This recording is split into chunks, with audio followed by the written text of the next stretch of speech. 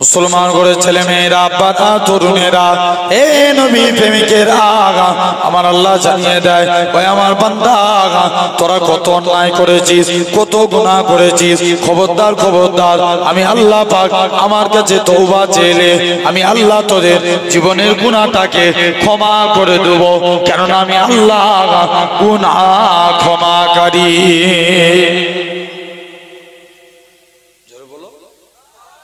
আল্লাহ বলছে বান্দা মাপ চা আমি আল্লাহ তোদের মাফ করব।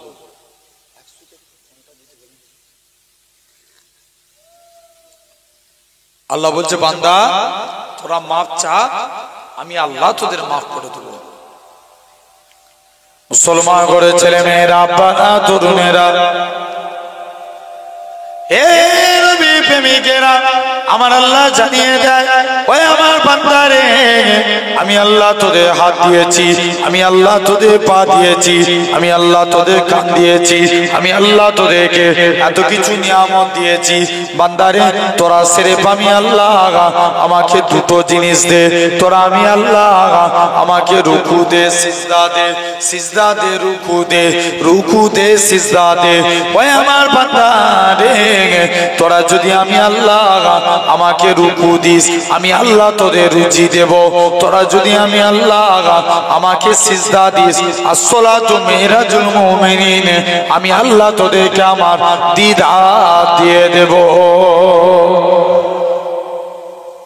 আল্লাহ বলছে বান্দা রুকু দে আমি আল্লাহ তোদের রুজি দেব। দেখবেন আমরা যখন ভাত খাই আচ্ছা আমাদের অনেকে দেখবেন এই টাগরার কাছে একটা জিনিস বেরিয়ে থাকে না কথা বলা কোথায় টাগরার কাছে যেটাকে আমরা অনেকে আলাজিব ভাবি তুমি সূক্ষ্ম ব্রেনে চিন্তা করে দেখেন আব্বা আল্লাহ যদি আলাজিব না দিত যেটা আমাদের কত ক্ষতি করে মানুষ যখন খায় এই খাওয়াটা দেখবেন একদম ঢাকনা সিস্টেম যেই খেলো এটা নিচের দিকে চলে গেল খাওয়া চলে আসলো আর যদি এই জিনিসটাই আলাজিব বলে জিনিসটা না থাকতো আমাদের খাদ্যগুলো নাকের মধ্যে যেত তখনই আমরা সরকে যাই কাশি হয় না চোখ দিয়ে পানি বেরিয়ে যায়। আবার দেখবেন এই সূক্ষ্ম নিয়ামত দিয়েছে কে জোর করে বলো আল্লাহ নিয়ামত পাচ্ছে আল্লাহ নাম বলতে অস্বীকার কিসে একটা মানুষ চোখে রাস্তা দিয়ে বাইক নিয়ে যাচ্ছেন হঠাৎ করে চোখে একটা পোকা পড়ে গেল বালি পড়ে গেল চোখ দিয়ে কি বেরোয় আল্লাহ চোখের মধ্যে একটা তোমাকে পানি দিতে হয় না চোখের মধ্যে আল্লাহ অটোমেটিক এমন একটা মেশিন দিয়ে দিয়েছে অটোমেটিক তোমার চোখে পানি চলে আসছে সেই পানিটা এসে ফিল্টার পানি আবার তোমার চোখকে পরিষ্কার করে দিচ্ছে জোরে বলবে না তাহলে এই নিয়ামত দিচ্ছে আল্লাহ এত কিছু তাহলে আমরা আল্লাহর কাছে তওবা করে ফিরে আসি দিন থেকে তওবা চাইবো আল্লাহ মাফ করে দেবে। মুসলমান করে ছেলে মেয়েরা বাবা তরুণেরা এ নবী প্রেমিকেরা আমার আল্লাহ জানিয়ে দেয় মুজমায়ে ওয়াজ শরীফ কিতাবে আমার রাসূলুল্লাহ বলেছেন আমার উম্মতিরা যদি মরণের 1 বছর আগে তওবা করে আল্লাহ তাদের জীবনের গুনাহটাকে maaf করে দিবে। আল্লাহ নবী বলেন 1 বছর যদি দেরি মনে হয় তোমরা মৃত্যুর 6 মাস আগে তওবা করো 6 মাসটাও যদি দেরি মনে হয় মৃত্যুর 1 মাস আগে তওবা করো 1 মাসটাও যদি দেরি মনে হয় মৃত্যুর 1 দিন আগে তওবা করো। হে নওজোয়ান যুবকেরা একদিনটাও যদি দেরি মনে হয় বান্দার গলা দিয়ে গড়গড়ানি শব্দ বেরিয়ে গেছে ওই টাইমে আল্লাহ পাকের বান্দারা আমার আল্লাহর কাছে কেঁদে কেঁদে যদি তওবা করে আল্লাহ পাক অন্যায় করে ফেলেছি আল্লাহ মাফ করে দাও ক্ষমা করে দাও আমার রাসূলুল্লাহ জানিয়ে দেয় আমার আল্লাহ তাদের জীবনের গুনাহটাকে আমার আল্লাহ ক্ষমা করে দিবে। আল্লাহ মাফ করে দিবে। তুমি আমি পাপ করতে ভালোবাসি আমরা কি করতে ভালোবাসি কথা বলেন পাপ করতে ভালোবাসি আর আল্লাহ মাফ করতে ভালোবাসে। আল্লাহর কুরআন সূরা নিসার মধ্যে আল্লাহ বলছেন আস্তাগফিরুল্লাহ ইন্নাল্লাহা গাফুরুর রহিম বান্দা তোরা আমি আল্লাহ আমার কাছে তওবা চা আমি আল্লাহ তোদের মাফ করে দেব। জোরে বলবে না মুসা নবীর জামানায় একটা যুবক জিনা করেছে কি করেছে? জোরে বলো। জিনা। তৎকালীন সময়ে সিস্টেম ছিল কেউ জিনা করলে তাকে জঙ্গলে ফেলে দেয়া। সবাই মিলে লোকটাকে তুলে নিয়ে যে জঙ্গলে ফেলে দিয়ে চলে এসেছে। আল্লাহর কাছে মানুষটা এক সপ্তাহ গেল, একদিন গেল, কেউ দেখা করতে যায়নি। দুদিন গেল, কেউ দেখা করতে যায়নি। এরকম ভাবে 3 দিন চলে গেল, কেউ দেখা করতে যায় না। মনে মনে করছে আল্লাহ, 1 সপ্তাহ 2 সপ্তাহ কেটে গেল, কেউ দেখা করতে যায় না। যুবকটার মনটা খুব খারাপ। আল্লাহ, আমি অন্যায় করেছি, বেশাক ঠিক কথা, কিন্তু আমার আত্মীয় স্বজন, আমার বন্ধু বান্ধব কেউ আমার সঙ্গে দেখা করতে আসলো না। মনটা খুব খারাপ। যুবকটা আল্লাহর কাছে ফরিয়াদ করছে।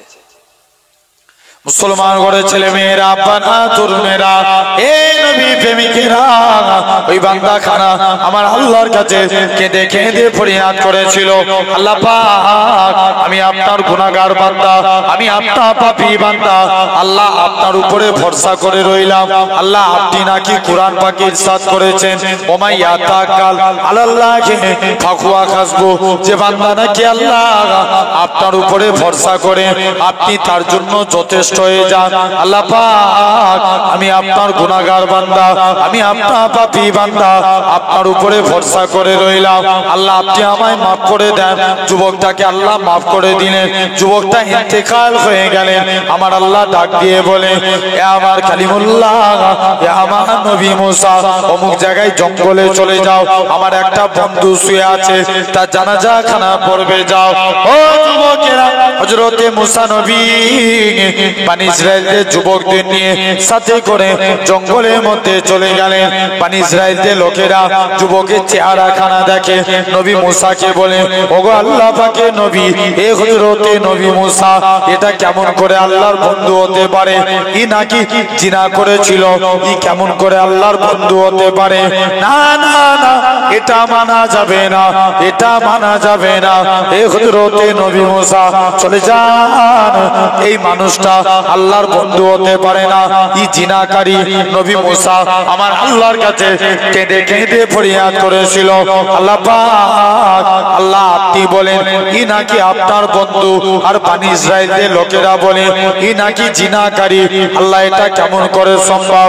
এ নওজোয়ান যুবকেরা, আমার আল্লাহ জানিয়েছিলেন, এ আমার কালিমুল্লাহ, এ আমার নবী মুসা, ওই বান্দাটা জিনা করেছিল ঠিকই কথা, আমি আল্লাহ পাক আমার কাছে তওবা চেয়ে নিয়েছে, আমি আল্লাহ তার জীবনে পাকার পাকার গুনাহটাকে আমি আল্লাহ ক্ষমা করে দিয়েছি।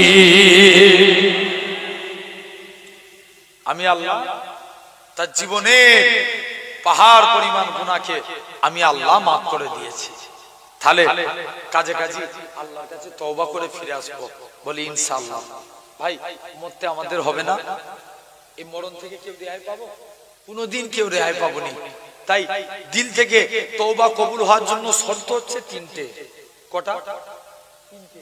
1 নাম্বার, আপনি যখন তওবা চাইবেন, মনে মনে নিয়ত করবেন যে আমার তওবাটাকে আমার আল্লাহ কবুল করছে। জোরে বলবে না? এই বিশ্বাস রাখা। 2 নাম্বার, আপনি যখন তওবা চাইবেন, যে গুনার জন্য তওবা করছেন সেই গুনাহটা পুনরায় যেন না করা, যেটাকে বলা হয় নুসুহা। কি বলা হয়? তওবাতুন নুসুহা। এই গুনাহ যেন পুনরায় না হয়। আর 3 নম্বর, তুমি নিজের মনকে ধিক্কার দাও, যে মনে মনে ভাবো আমার দ্বারা এত বড় গুনাহ হয়ে গেল। এই তওবা চাওয়া, এই 3টে জিনিস যার মধ্যে থাকবে, জানবেন তওবা কবুল হবে। হযরত ওমরের জামানায় একটা মাতাল মনে মনে করছে আল্লাহ, মদ খেয়ে রাস্তা দিয়ে হেঁটে হেঁটে যাচ্ছে, যেতে যেতে মনে মনে করছে আল্লাহ সবার সঙ্গে দেখা হয়, ওমরের সঙ্গে যেন দেখা না হয়। যেখানে বাঘের ভয়, জোরে বলো, সেখানে রাত হয়, প্রতিমধ্যে ওমরের সঙ্গে দেখা। তুমি কিলি যাচ্ছ? বলছে না হুজুর, কিচ্ছু না। বলছে দেখি। দ্বিতীয়বার মদের বোতলটা মাতাল মনে মনে তওবা করছে খালেস অন্তরে, আল্লাহ তুমি যদি মদের বোতলটা দুধে পরিণত করে দাও, আমি জীবনের মতন মদ খাওয়া করে দেবো। জোরে বলো না। এই সুবহানাল্লাহ একবার দেখি তো তাকবীর না রে। এটা কি এই আট ঘোড়ার এই আওয়াজ? গলা বাঁচিয়ে রাখছেন, যদি গলা ফেটে মরেও যায় সুবহানাল্লাহ বলতে যে বিশ্বাস করেন আপনি জান্নাতি। আরো জোরে বলো। শুধু একটা ছাছারি আওয়াজ শুনতে পাচ্ছি, সবাই কসম খেয়ে বসে আছে। হেই জোরে বলো সুবহানাল্লাহ। আল্লাহ কবুল করে। এই তো বাবার গলায় হাত দিচ্ছে, দেখো হাত সরাও। জেনে রেখে দেন সুবহানাল্লাহ বললে আসতে বলবো না, বলছো জোরে। মানুষ এখন চালাক না বুকা? চালাক না, অনেক চালাক। বুকা ছিল এক ছেলে 12 বছর মাধ্যমিকে ফেল করেছে। কত বছর? 12 বছর। 2021 সালে আল্লাহ নসিব খুলে দিয়েছে। কত সালে? 2021 মাধ্যমিক পরীক্ষা হয়েছিল। বলছি 2021 সালে মাধ্যমিক পরীক্ষা হয়েছে? হ্যাঁ না হয়েছিল? হয়নি। করোনার জন্য বিনা পরীক্ষায় সব পাস। এখন কি কত বছর ফেল করছে? 12 বছর। ওর নসিব খুলে গেছে, 12 বছর পর মাধ্যমিক পাস করে গেছে। আর সাংবাদিকরা জিজ্ঞেস করছে, তুমি তো মাধ্যমিক এত নম্বর দিয়ে পাস করেছো, বলো তো আমাদের ভারতের প্রধানমন্ত্রী কে? বলছে রবীন্দ্রনাথ ঠাকুর।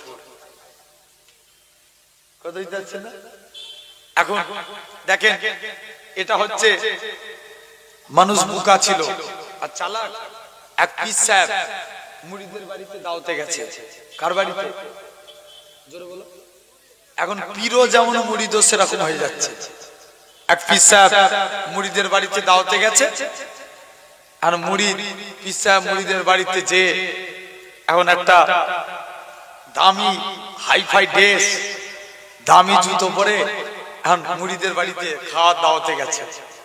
আর মুরিদ খাসি, গরু, মুরগি সব ব্যবস্থা করেছে। পীর সাহেব জিজ্ঞেস করছে, বাবা মুরিদ, তুই গরিব মানুষ, এত কোথায় পেলিস? এসব করার দরকার থাকে না। বলছে হুজুর যা হচ্ছে তোমার জুতোর সিলাই। কিসে? এই কথা বলবে তো, জুতোর সিলাই। এখন মুরিদ বলছে, পীর সাহেব বলছে, পীর সাহেব তো বিরাট ফুলে যাচ্ছে। পান দিয়া বুঝুনি? হ্যাঁ, যদি মনে করে আমি একটা গায়ে, মনে করে আমার এই ভাই একটা গায়ে আতর মেখেছে, আর আমি যদি বলি ভাই আতরের সেন্ট হেভি, পাম খাবে না? কথা বলে নেই, বাস্তব কথা বলছি। মসজিদের ইমাম সাহেবকে যে একবার বলবেন, হুজুর তোমার গায়ের আতরের সেন্ট হেভি, হুজুর তো আর এই দেশেই থাকবে না, সে দুবাই পালাবে। বলে জানি এই আতর দুবাই থেকে আনতে হয়েছে। জেনে রেখে দেন এরকম ভাবে। আর পীর সাহেব বিরাট ফুলে গেছে। পীর সাহেব জিজ্ঞেস করছে, বাবা মুরিদ, তুই গরিব মানুষ কোথায় ফেলিস? বলছে যা হচ্ছে তোমার জুতোর সিলাই। হুজুর তো বিরাট খুশি, ভালো মন্দ করে কবজি ডুবিয়ে খেয়ে আর বাড়ি যাবে, জুতো খুঁজছে, জুতো আর খুঁজে পাইনি। কি খুঁজে পাইনি? জুতো। মুরিদকে ডাকছে, আমার জুতো কোথায় গেল? মুরিদ বলছে, হুজুর আমি প্রথম থেকে এক কথা বলে এসছি না, যা হচ্ছে আপনার জুতোর সিলাই। গরিব মানুষ কোথায় টাকা পাবো? আপনার জুতোগুলো হাফ দামে বিক্রি করে দিচ্ছি, যা টাকা হয়েছে খাসি, গরু, মুরগি সব ব্যবস্থা করে দিচ্ছি। কত চালাক! তাহলে সুবহানাল্লাহ চুপ হয়ে যায়, তাকবীর দিলে জোরে দেয়। আপনারও চালাক কম, জোর করে বলা লাগবে সুবহানাল্লাহ। এখন ওমর বলে, দেখি যেই দেখে আল্লাহর হুকুম মদের বোতল দুধে পরিণত, জোরে হয় না? সেই ওমর একদিন রাস্তা দিয়ে হেঁটে হেঁটে যাচ্ছেন, একটা যুবক সিজদায় পড়ে কাঁদছে। আমার উদ্দেশ্য, বলার উদ্দেশ্য হচ্ছে তওবা চাও দিল থেকে, আল্লাহ মাফ করে দিবে। আমি আসছি এক্ষুনি অন্য আলোচনায়, জাস্ট দু একটা কথা। ওমর রাস্তা দিয়ে যাচ্ছে, একটা যুবক সিজদায় পড়ে কাঁদছে। ওমর বলছে, তুই কাঁদিস কেন? বলছে হুজুর আমি একটা অন্যায় করে ফেলেছি, আমার গুনাহটা কি মাফ হবে? কি অন্যায় করেছিস বল? বলছে না তুমি তো রাগী, যদি বলে দিই এখন যদি তোর বাড়ি চালিয়ে দাও আমার আর মাফ চাওয়া হবে? তার থেকে ভালো তুমি আমাকে নবীর দরবারে নিয়ে চলো। মুসলমান ঘরে ছেলে মেয়েরা, পানা তরুণেরা, হে নবী প্রেমিকেরা, আল্লাহ নবী সাহাবী হযরত ওমর রাদিয়াল্লাহু তাআলা আনহু হুজুর আমার যুবক ছেলেটাকে সাথে করে নিয়ে আল্লাহ নবীর দরবারে চলে গেলেন। আল্লাহ নবী বলে, ওগো বাবা যুবক, হযরত ওমর আল্লাহ নবীর দরবারে যে সালাম খানা দিতে লাগে, আসসালাতু ওয়াসসালামু আলাইকা ইয়া রাসূলুল্লাহ হাবিবাল্লাহ। ও যুবকেরা, আল্লাহ নবী সালামের উত্তর কানা দিলেন, হে হযরত ওমর, কি জন্য তুমি সালাম দাও? হযরত ওমর বলে, ইয়া রাসূলুল্লাহ হাবিবাল্লাহ, একটা যুবককে আপনার কাছে এনেছি, সে কি এমন অন্যায় করেছে? আল্লাহ নবী বলে, বাবা যুবক, চলে যাও চলে যাও। হে হযরত ওমর, যুবক ছেলেটাকে আমি নবী আমার কাছে পাঠিয়ে দাও। যুবক ছেলে কানা আল্লাহ নবীর কাছে চলে আসে। ও যুবকেরা, আল্লাহ নবী কি জানিয়েছিলেন? ওগো বাবা যুবক, তুমি আমার আজকের দিনেতে তুমি আমার এরকম ভাবে আস্তে আস্তে করে, বাবা যুবক চলে যাও চলে যাও, তুমি এখান থেকে চলে যাও, কি এমন অন্যায় করেছো বলো? যুবকটা বলছে, না বলবো নি।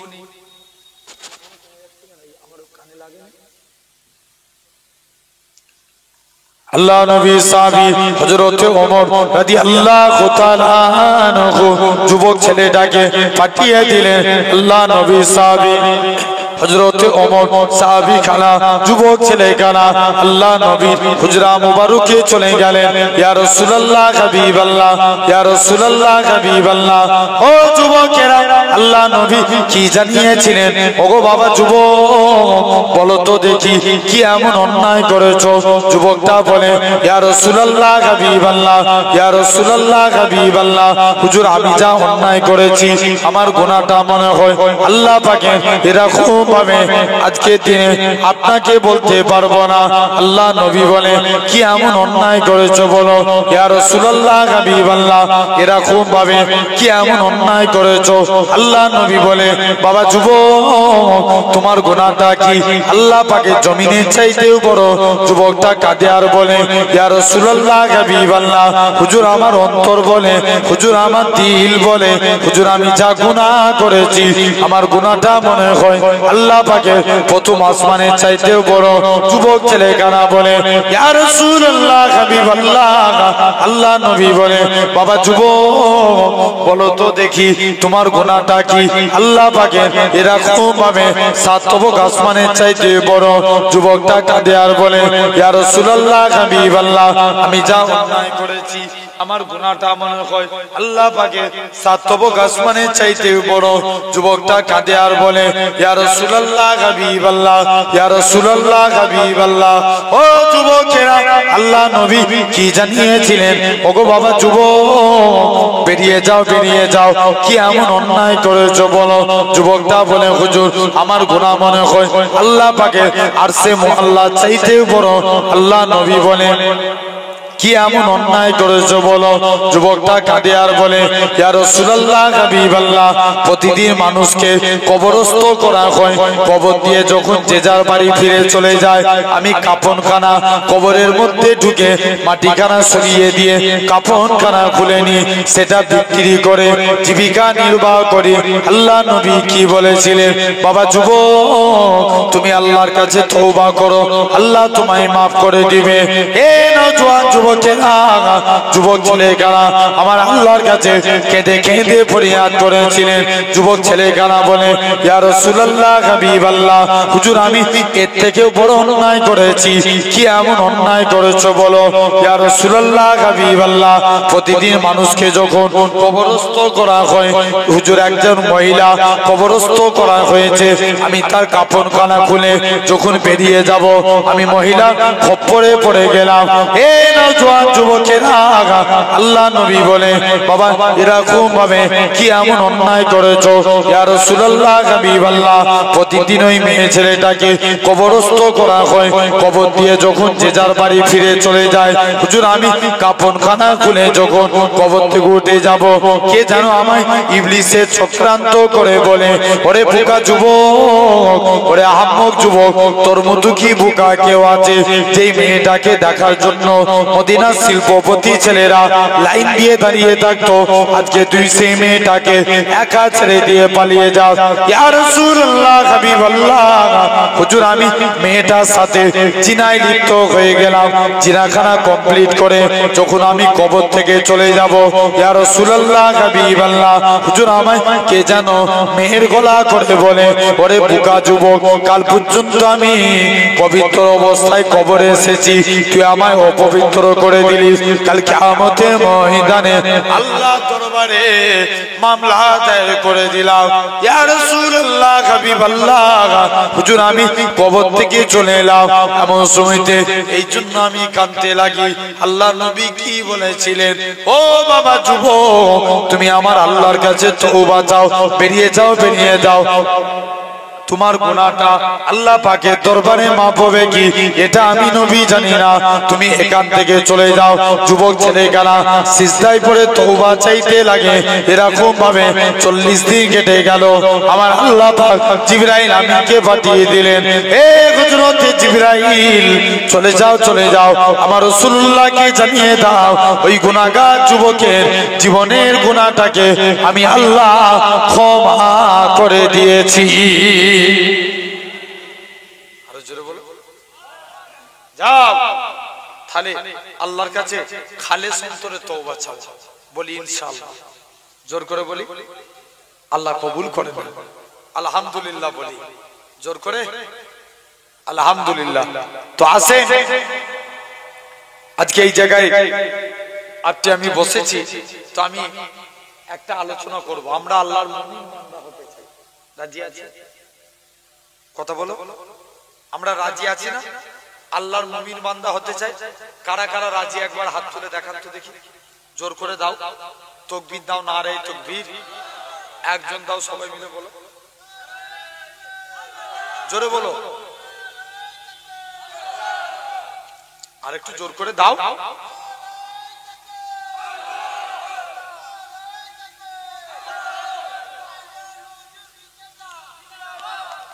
আলহামদুলিল্লাহ, হাত জামা। আল্লাহর মুমিন বান্দা হতে যাই তো। আচ্ছা, ওয়াজ শোনার জিনিস না বুঝার জিনিস? জোরে বলো, বুঝার জিনিস। বুঝলে আবু বকর, না বুঝলে আবু জেহেল। আমরা কার দলে থাকবো? আবু বকরের দলে। কারা একবার হাত দাও, নারে তাকবীর। হাত তুলো, আল্লাহ দেখছে, নারে তাকবীর। এই যে হাত তুলছে এটা দেখছে কে? হাত দাও, অনেক আছে তুলে নেই। এই হাত তুলছে এটা দেখছে আল্লাহ। মুসা নবী আল্লাহকে একদিন জিজ্ঞেস করছে, আল্লাহ আমি দেখতে চাই দুনিয়ার সব থেকে নিকৃষ্ট ব্যক্তিকে। আল্লাহ বলছে, মুসা তুমি অমুক রাস্তায় যে দাঁড়াও, যে প্রথমে হেঁটে হেঁটে যাবে সে হবে সব থেকে নিকৃষ্ট। মুসা নবী বলছে, আল্লাহ আমি দেখতে চাই দুনিয়ার জমিনের নেককার মানুষকে। আল্লাহ বলছে, মুসা তুমি ওই রাস্তাতেই দাঁড়াও, যে রিটার্ন ফিরে আসবে সে হবে নেককার। মুসা নবী তো কনফিউজ, আল্লাহ এটা কেমন করে সম্ভব? এক ওই লোকটাই আবার রিটার্ন ফিরে আসছে। মুসা নবী কনফিউজ, আল্লাহ এটা কেমন করে সম্ভব? মুসলমান করে ছেলে মেয়েরা, বাবা তরুণেরা, এ নবী প্রেমিকেরা, আমার আল্লাহ জানিয়েছিলেন, হে আমার কালিমুল্লাহ, হে আমার নবী মুসা, ওই বান্দাখানা যখন রাস্তা দিয়ে হেঁটে হেঁটে যাচ্ছিল, তার ছেলেখানা বলে, আব্বা জান দুনিয়া বড় না আসমান বড়? বাপখানা জবাব দেয়, বাবা ছেলে দুনিয়া থেকে প্রথম আসমান বড়। ছেলে আবারও বলে, ও জনমদাতা বাপ, প্রথম আসমান বড় না দ্বিতীয় আসমান? দ্বিতীয় আসমান বড়।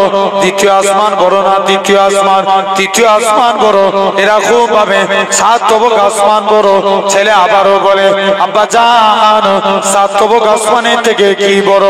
বাপখানা জবাব দেয়, বাবা ছেলে 7 তবক আসমানের থেকে আমি তোর আব্বা, আমার গুনাহখানা বড়। ছেলে আবারও বলে, ও জনমদাতা বাপ, আপনার গুনাহ থেকে কি বড়? বাপখানা জবাব দেয়, বাবা ছেলে আমার গুনাহ থেকে আমার আল্লাহ পাকের দয়া, আল্লাহর রহমত খানা বড়। হে নওজোয়ান যুবকেরা, আমার আল্লাহ জানিয়েছিলেন হে আমার কালিমুল্লাহ, হে আমার নবী মুসা, আমি আল্লাহ পাক তার এতটুকু কথাকে কবুল করে নিয়েছি। আমি আল্লাহ কবুল করে নিয়ে আমার বান্দাটার জীবনের পাহাড় পাহাড় গুনাহটাকে আমি আল্লাহ ক্ষমা করে দিয়েছি। আমি আল্লাহ মাফ করে দিয়েছি। তাহলে ওয়াজ বুঝার জিনিস, বুঝার জিনিস। আমরা আল্লাহর মুমিন বান্দা হতে চাই, এমনি এমনি হয়ে যাবে? চারটে কাজ করা লাগবে। টোটাল একটু সরাসরি দাও, টোটাল চারটে। এক নাম্বার, আল্লাহর মুমিন বান্দা হতে গেলে নাম্বার 1 জবানের হেফাজত করা লাগবে। কিসের? জবানের। আল্লাহ রাসূল হাদিস পাকের মধ্যে বলছেন মিন লিসানিহি ওয়া ইয়াদিহি। আগে হাতের কথা বললো না, আগে মুখের কথা। ইয়াদিহি মানে হাত আর লিসানি মানে মুখ। এখন বলেন রাসূল বলছে তোমরা প্রকৃত মুসলমান হতে গেলে মিন লিসানিহি ওয়া ইয়াদিহি। আগে কিসের কথা বললো? মুখের কথা। তোমরা জবানের হেফাজত করো। আল্লাহ রাসূল বলছেন তোমরা দুই পায়ের মধ্যবর্তী স্থান লজ্জাস্থান আর দুই চোয়ালের মধ্যবর্তী জিহ্বা, এই দুটো জিনিসের হেফাজত করলে আমি রাসূল আল্লাহ জান্নাতের জিম্মাদার হয়ে যাব। আর একটু জোরে হোক। তাহলে জবানের হেফাজত করা লাগবে, বলি ইনশাআল্লাহ। এক সাহাবী সে প্রতিদিন, এখন তার দুইটা বদ অভ্যাস ছিল। কটা? দুইটা। এক নাম্বার, সে মদ খেত। কি খেত? মদ। 2 নম্বর জিনা করত। এখন আল্লাহ নবীর কাছে একদিন গেছে, নবীর কাছে যে বলছে ইয়া রাসূলুল্লাহ, হাবিবাল্লাহ, হুজুর আমি আপনার কাছে এসেছি, আমি ভালো হতে চাই, আমাকে একটু আমল বলুন তো। আল্লাহ নবী বলছে বাবা তুমি ভালো হবে, যাও হেফাজত করো, জবানের হেফাজত করো। কিসে? তুমি ওয়াদা করো জীবনে মুখ দিয়ে কোনোদিন মিথ্যা কথা বলবো না। কি কথা বলবো? জোরে বলো। মিথ্যা কথা। সাহাবী তো বিরাট খুশি, বলছে নবী তো আমাকে কটা অভ্যাস ছিল? দুটো। মদ খাওয়ার কথা নিষেধ করে না, নবী আমাকে জিনার কথা নিষেধ করে না। নবী শুধু কি বলেছে? মিথ্যা কথা বলবে না। সাহাবী চলে গেছে। দেখবেন এই জবান দিয়ে আমরা বিভিন্ন নামে মানুষদেরকে নাম খারাপ করেও রাগাই। কিছুদিন আগে দেখবেন একটা ভিডিও হয়েছিল, খুব ভাইরাল ভিডিও। এক বুড়িকে 63 বললেই রেখে যেত। কত? 63 বলবে, বুড়ি একটু গালিগালাজ করবে, এর একটু মজা নেবে। বুঝতে পারছেন? তো জেনে রাখেন এরকম ভাবে আমাদের ওই সাইডে একজনের নাম আছে, তাকে রাগায় যুবক ছেলেরা সব 1.5 ব্যাটারি বলে। কি নাম? জোরে বলো। 1.5 ব্যাটারি। এরকম আছে না নাই নাম? যেটাকে শর্ট নেম নাম ধরে রাগায়। খবরদার জবানের হেফাজত করে। যুবক এখন নবীর কাছে চলে গেছে, নবী বলছে বাবা যাও তুমি ওয়াদা করে যাও, জীবনে কোনোদিন মিথ্যা কথা বলবে না। হাসান বসরি হুজুরের কাছে একটা যুবক গেছে, যে বলছে হুজুর আমি আল্লাহর ওলি হব, আমাকে একটু আমল বলো তো। হুজুর বলছে বাবা তুমি আল্লাহর ওলি হবে, যাও দুটো জিনিস মুখস্থ করো, আমি যে কথা বলি এটা আমার আল্লাহ শুনতে পায়, আমি যে কাজ করি এটা আমার আল্লাহ দেখতে পায়। কি বলছে? আমি যে কথা বলি এটা কে শুনতে পায়? জোর করে। আর আমি যে কাজ করি এটা কে দেখতে পায়? আল্লাহ। বলছে যাও তুমি এখান থেকে চলে যাও। মুসলমান ঘরের ছেলে মেয়েরা, আব্বারা, তরুণেরা, হে নবী প্রেমিকেরা, যুবক ছেলেখানা, এরা খুব ভাবে আস্তে আস্তে করে বাড়ির মধ্যে চলে গেলেন, মনে মনে মুখস্থ করে আমি যে কথা বলি এটা আমার আল্লাহ শুনতে পায়, আমি যে কাজ করি এটা আমার আল্লাহ দেখতে পায়। এ নওজোয়ান যুবকেরা, মহিলাখানা জোর করে এরা খুব ভাবে যুবক ছেলেখানা জোর করে কাঁদতে লাগে।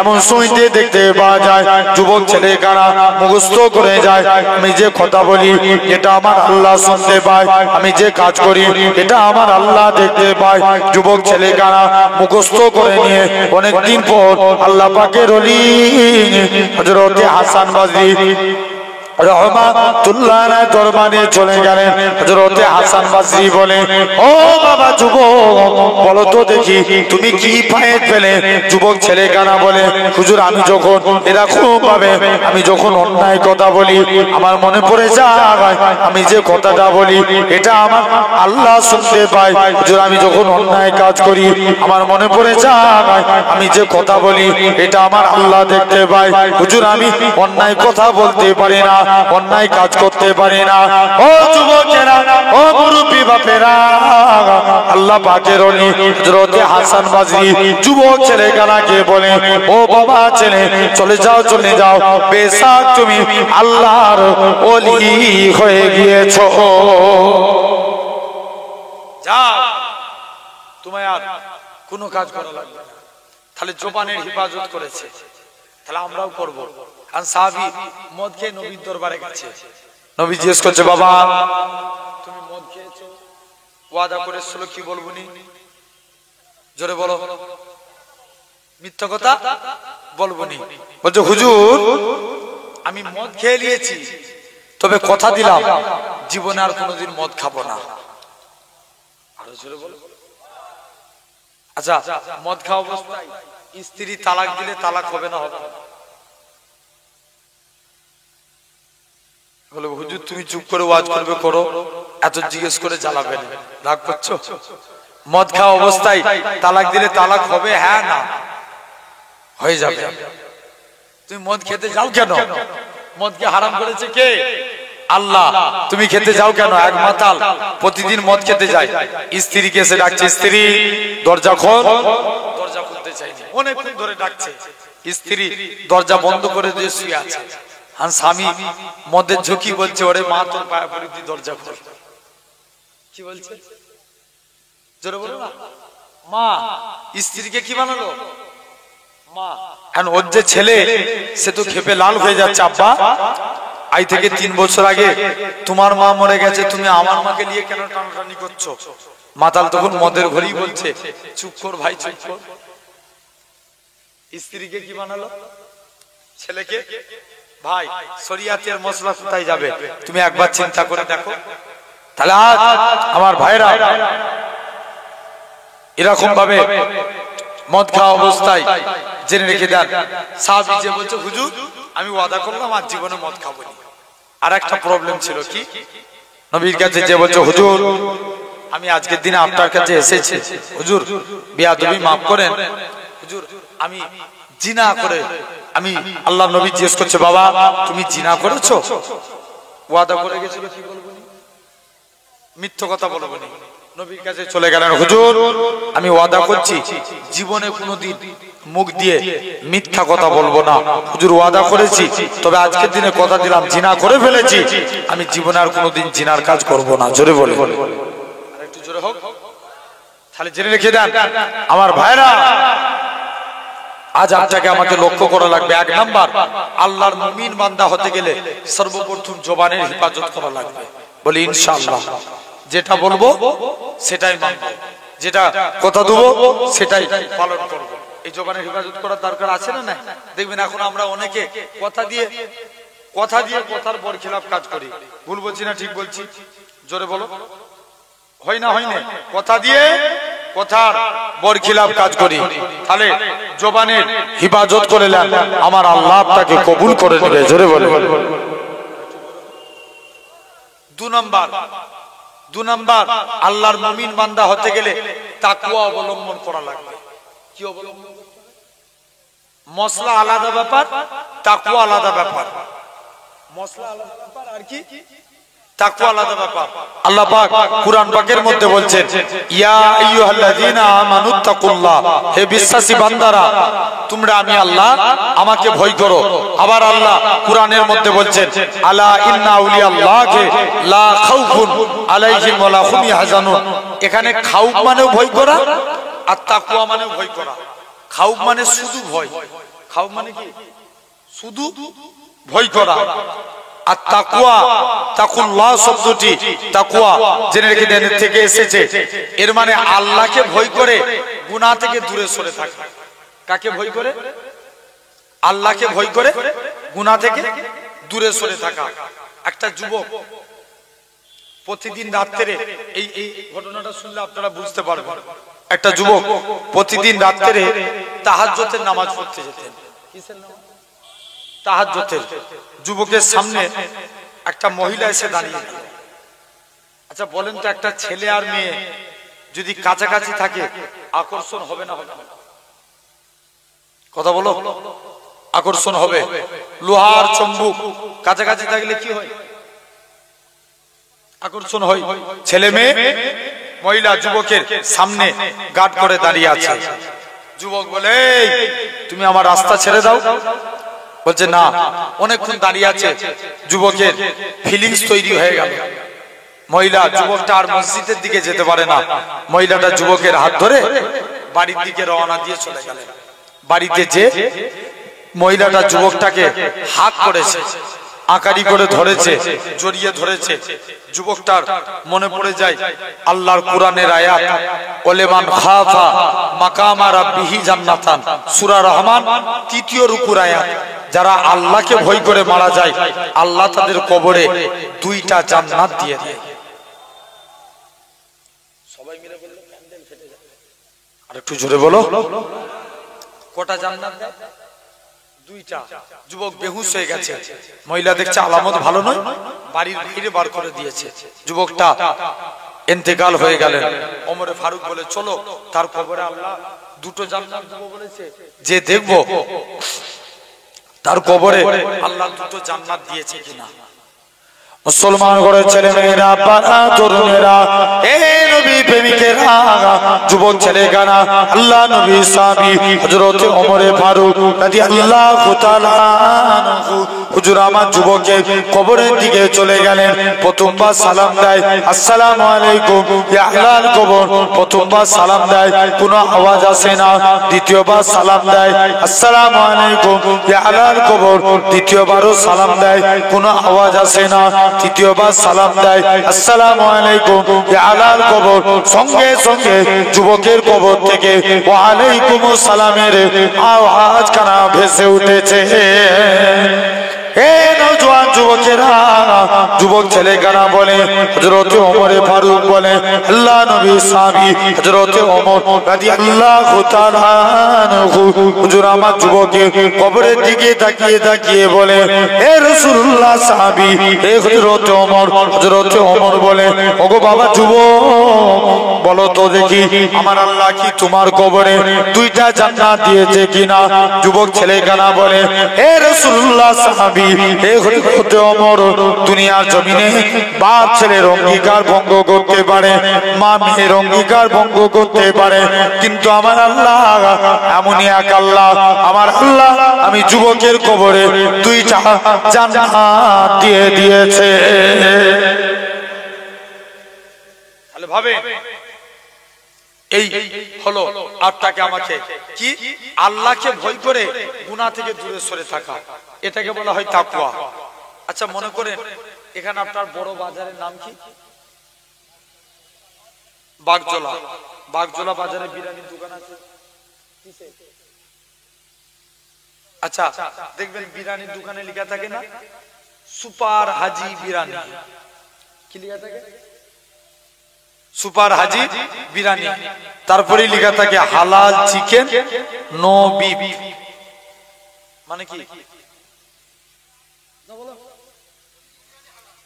মুরগির বিরিয়ানি চলবে আর চলবে নাকি গরু চলবে না। হালাল চিকেন আমি বোঝানোর জন্য বলছি। একটা হিন্দু লোক দোকান করেছে, একটা মুসলমানদের কর্মচারী রেখেছে, লিখে দিয়েছে হালাল চিকেন নো বিফ।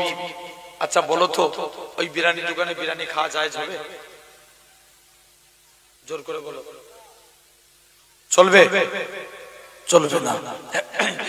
ওই বিরিয়ানির দোকানে বিরিয়ানি খাওয়া চলবে? অনেকে না, আমি বলে যাচ্ছি হ্যাঁ চলবে। যদি বলেন কেন? শরিয়াতের মশলা আলাদা ব্যাপার, আমি আবারও বলছি, মশলা আলাদা, তাকওয়া আলাদা। শরিয়াতের মশলা অনুযায়ী হালাল খাদ্য খাওয়া জায়েজ না না জায়েজ? জায়েজ। আচ্ছা, যদি ওই দোকানে লেখা থাকতো হারাম চিকেন নো বিফ, কোন মুসলমানদের ছেলে ওখানে পা মারাতো? কোনদিন পা দিত না। যেহেতু লেখা আছে হালাল চিকেন, তাই সবাই চলে যাচ্ছে। এটা শরিয়াতের মশলা অনুযায়ী খাওয়া জায়েজ, কিন্তু তাকওয়াতার ক্ষেত্রে কি চলবে? জোরে বলো। তাকওয়া মানে কি? যারা আল্লাহকে ভয় করে সে ভাববে যে মুরগি জবাই ঠিক হয়েছে, কারণ অনেকে দোয়া জানে না, অনেকে মুরগি জবাই দোয়া জানে না, মুরগির দোকান করে দিয়েছে, সাইনবোর্ডে লিখে দিয়েছে হালাল চিকেন, দোয়া জানে না, বলছে চালিয়ে দিই 786 বলে মুরগি হালাল হবে। এই জোরে বলো, বুঝার বিষয় ভাই। অনেকে দেখবেন পিসাবে পানি লাইন নাই, মুরগি বলে আচ্ছা যদি বাগজলায় কোন একটা মুরগির দোকান ঘোষণা করে 50 টাকা কেজি সেল সেল সেল, এখন বলো তো এই 8 ঘোড়া, তাই তো 8 ঘোড়ার একটা মানুষ এই গ্রামে থাকবে না? লাইন লেগে যাবে, লাইন লেগে যাবে। দেখবেন অনেকে হাফ প্যান্ট পরে মুরগি জবাই, ভুল বলছি না ঠিক বলছি? ফরজ তালাক করে দিয়ে। তাহলে যারা তাকওয়া অবলম্বন করবে তারা মনে করবে না এর মুরগি জবাই হয়তো ঠিক নাও হতে পারে, তাই এই জায়গায় খাওয়া যাবে না। জেনে রেখে দেন আমার ভাইরা, আব্বারা, তরুণেরা, দেখেন আমি আসছি এক্ষুনি, আরো ডিটেলসে বললে বুঝতে পারবেন। তো এরকম ভাবে মনে করেন আপনি ইস্তেঞ্জা করেছেন, লুঙ্গিতে একটুবা দেখবেন উঠে দাঁড়ান, একটুবা দুটুবা প্রস্রাব পড়ে যায় না লুঙ্গিতে? আরে হ্যাঁ না বলবে তো? এটা অনেকের প্রবলেম হয়, প্রস্রাবের টোবা লেগে যায়। দেখবেন পরিমাণ দেখতে হবে, যদি পরিমাণ খুব বেশি হয় লুঙ্গি চেঞ্জ করা লাগবে, আর যদি অল্প পরিমাণ হয় যেই জায়গাটায় নাপাকি লেগেছে ভালো করে ধৌত করে নামাজ পড়া যাবে। কিন্তু যে তাকওয়া অবলম্বন করবে তার ক্ষেত্রে চলবে না। জেনে রেখে দেন, আমি নিজের চোখে দেখা আমার পিন্নগরের হুজুর নানা জান হুজুর কেবলা ইস্তেঞ্জা করে আল্লাহর ওলিরা তাকওয়া অবলম্বন করতেন। যখনই ইস্তেঞ্জা করতেন হুজুর কেবলা আমি দেখেছি, হুজুর কেবলা ইটের আপনার ঢিলা কুলুকের ব্যবহার করতেন, কুলুক ব্যবহার করতেন। আমার ভাইরা, আব্বারা, তরুণেরা, এরকম ভাবে জেনে রেখে দেন। তাহলে আজ এই তাকওয়া অবলম্বন করেছে আল্লাহর ওলিরা, দেখেন তারা তাকওয়া অবলম্বন করেছে, এক একজন উচ্চ তবকার আল্লাহর ওলি হয়েছে। জোরে বলবে না? আর একটু জোরে বলো। বড় পীর আব্দুল কাদের জিলানী। কোন আব্দুল কাদের? একটা মুরিদ মনে মনে নিয়ত করছে আজকে হুজুরের হাতে মুরিদ হব, আগে দেখবো হুজুর আমল কেমন করে, যদি আমল ঠিক হয় আল্লাহর ওলি বলে মানবো, নচেত মানবো না। এসে দেখে নাকি বড় পীর আব্দুল কাদের জিলানী বাড়িতে শুধু ফরজ নামাজটা জামাতের সঙ্গে আদায় করে, সুন্নত পড়ে নেয়। মুরিদ বলছে আল্লাহ এই কি পীর, সুন্নত পড়ে নেয়? মুজমায়ে ওয়াজ শরীফ কিতাবের মধ্যে আল্লাহ নবী বলছে জোহরের ফজিলত প্রসঙ্গে যদি কোনো ব্যক্তি জোহরের 4 রাকাত সুন্নাত বাড়িতে আদায় করে আর 4 রাকাত জামাতের সঙ্গে আদায় করে, আল্লাহ তাদের রুজিতে বরকত দেয়। জোর করে বলো। তো বড় পীর আব্দুল কাদের জিলানী জামাতের সঙ্গে ফরজ নামাজ পড়তেন। মুরিদ বলছে এই ব্যাপার ছাড়া গেল। নেক্সট শুনেছি আল্লাহর ওলিরা রাত জেগে ইবাদত করে, যে দেখবো হুজুর কেমন রাত জেগে ইবাদত করে। যে দেখে নাকি বড় পীর আব্দুল কাদের জিলানী সারা সারা রাত ঘুমিয়ে ঘুমিয়ে কাটিয়ে দেয়। মুরিদ বলছে আল্লাহ এই কি পীর, ভোরের টাইম হয়েছে, ওলি আল্লাহদের প্রতি ইলহাম হয়, ইলহামে একটা আওয়াজ আসছে আব্দুল কাদের সবাই যখন ঘুমিয়ে পড়েছে তুমি আজকের দিনে তুমি জেগেছিলে, আব্দুল কাদের যাও তুমি এখান থেকে চলে যাও। আব্দুল কাদের জিলানী রাহমাতুল্লাহ আলাইহি এরকম ভাবে আব্দুল কাদের জিলানী বলে সবাই যখন ঘুমিয়ে পড়েছিলে তুমি আল্লাহকে রাজি করে ফেলেছো, এর বিনিময়ে কি চাও? আব্দুল কাদের জিলানী বলে আল্লাহ তুমি আমাকে মোটা বানিয়ে দাও। কি বানাবে? জোরে বলো না। মোটা মোটা পানি দাও। মুরিদ বলছে আল্লাহ হুজুর কি আর দোয়া খুঁজে পাই না, বারে বারে মোটা হওয়ার কেন দোয়া চাই? দ্বিতীয় দিন দেখে আল্লাহ তুমি আমায় মোটা বানিয়ে দাও, তৃতীয় দিন আল্লাহ মোটা বানিয়ে দাও, সেম দোয়া চাইছে। মুরিদ বলছে আল্লাহ এই কি পীর যাই যে হুজুরের কদমে পড়ে গেছে। মুসলমান করে ছেলে মেয়েরা, পানা তরুণেরা, এ নবী প্রেমিকের আল্লাহ পাকের ওলি হযরত আব্দুল কাদের জিলানী রহমাতুল্লাহ আলাইহি হুজুর আমার কি জানিয়েছিলেন? হুজুরের কদমে পড়ে গেছে। ওগো আল্লাহ পাকের ওলি, বলো তো দেখি তুমি কেন বারে বারে মোটা দোয়া চাও? আল্লাহ পাকের ওলি হযরত আব্দুল কাদের জিলানী বলেছিলেন, বাবা মুরিদ শুনে রেখে দাও, আমি আব্দুল কাদের জিলানী আমার নিজের জন্য ভাবি না, আমি আব্দুল কাদের আমার নিজের জন্য চিন্তা করি না। কাল কিয়ামতের ময়দানে আল্লাহ যেদিন জিজ্ঞাসা করবে আমার রাসূলুল্লাহর কোটি কোটি কোটি কোটি গুনাহগার উম্মত উম্মতিরা হবে, আমি আব্দুল কাদের জিলানী আল্লাহ পাকে আমার নবী পাকে কোটি কোটি কোটি কোটি গুনাহগার উম্মত উম্মতিরা হবে, আমি আমার আল্লাহর কাছে ফরিয়াদ করি, ও রব্বে আল্লাহ পাক তুমি আমি আব্দুল কাদেরকে এমন ক্ষমতা দাও আমি যেন জাহান্নামের গেট বরাবর দাঁড়িয়ে যায়, আমার নবী পাকের একটাও গুনাহগার উম্মত উম্মতি যেন জাহান্নামে না যায়। সেই আব্দুল কাদের হাক্কানি আল্লাহর ওলি তাকওয়া অবলম্বন করেছে। মাঝে মাঝে জিকির করতেন, জিকির করতে করতে বেহুশ হয়ে যেতেন, মনে মনে করছে আল্লাহ সব মুরিদরা যে কান্ত হুজুর আপনি আমাদের পীর হন, আব্বা হন, আপনি বারে বারে এত কাঁদে, আপনি বেহুশ হয়ে যান, আমরা ভাবি মাঝে মাঝে যে হুজুরের কি হয়ে গেল রে বাবা। হুজুর বলে বাবা শুনো, আমি আব্দুল কাদের যখন জিকির করি না আল্লাহর প্রেমে ফানা হয়ে যায়। জোরে হোক, কার প্রেমে? আল্লাহর প্রেমে আমি ফানা হয়ে যাই। সেই আব্দুল কাদের নবীর দিদারের জন্য কাঁদছে, আল্লাহ নবীর দিদার চাই, নবীর দিদার চাই। দেখেন হাক্কানি আল্লাহর ওলি কেমন। মুসলমান করে ছেলে মেয়েরা, পানা তরুণেরা, হে নবী প্রেমিকেরা, আল্লাহ পাকের ওলি হযরত আব্দুল কাদের জিলানী রহমাতুল্লাহ আলাইহি হুজুর আমার 15টা দিন কেটে গেল না খা না দাও অবস্থায়, 15টা দিন কাটিয়ে দিল। আল্লাহ নবী দিদার চাই, আল্লাহ নবী দিদার চাই, এরকম ভাবে 15টা দিন কেটে গেল, নবী পাকের দিদার পায় না। অবশেষে না খা না দাও অবস্থায় 15টা দিন কেটে গেল। আল্লাহ পাকের ওলি হযরত আব্দুল কাদের জিলানী হুজুর আমার তন্তরা মতি এসে গেছে, যেই ঘুমিয়ে পড়েছে হযরত আব্দুল কাদের জিলানীর সঙ্গে আমার রাসূলুল্লাহর দিদার নসিব হয়ে গিয়েছে। তাহলে ভাবেন ইনারা তাকওয়া অবলম্বন করেছে। কোন আব্দুল কাদের? এক খ্রিস্টান আর মুসলমানের মধ্যে তর্ক বিতর্ক হচ্ছে। খ্রিস্টান বলছে মেরে নবী ঈসা রুহুল্লাহ सबसे बड़ा अल्लाह है, मुसलमान बोलते अरे तू मोहम्मद सल्लल्लाहु ना होता तो कुछ भी ना होता। জোরে বলবে না? খ্রিস্টান আর মুসলমানের মধ্যে তর্ক বিতর্ক, আব্দুল কাদের জিলানীর কথাটা কানে চলে গেল। এই ওই যে তোমাদের নবী কবর থেকে জিন্দা করেছে, আব্দুল কাদের বলে रसूलुल्लाह बहुत दूर की बात, अगर अब्दुल कादिर किसी को बुलाए वो भी कब्र से खड़े हो जाए। जरूर हो जो बोलना तो बहुत आसान है, करना पड़ेगा। करे दिखाओ 500 साल पीछने वाला एक कब्र में लेके गए गौसुल आजम को, बोला हजरत गौसुल आजम चोखटा बंद करे আল্লাহর কাছে দুটো হাত পেতেছে, আল্লাহ কোনদিন তোমার কাছে কিছু চাইনি, আল্লাহ আজকের দিনে যেন আল্লাহ এই মানুষটা সুজা জিন্দা হয়ে দাঁড়িয়ে যায়।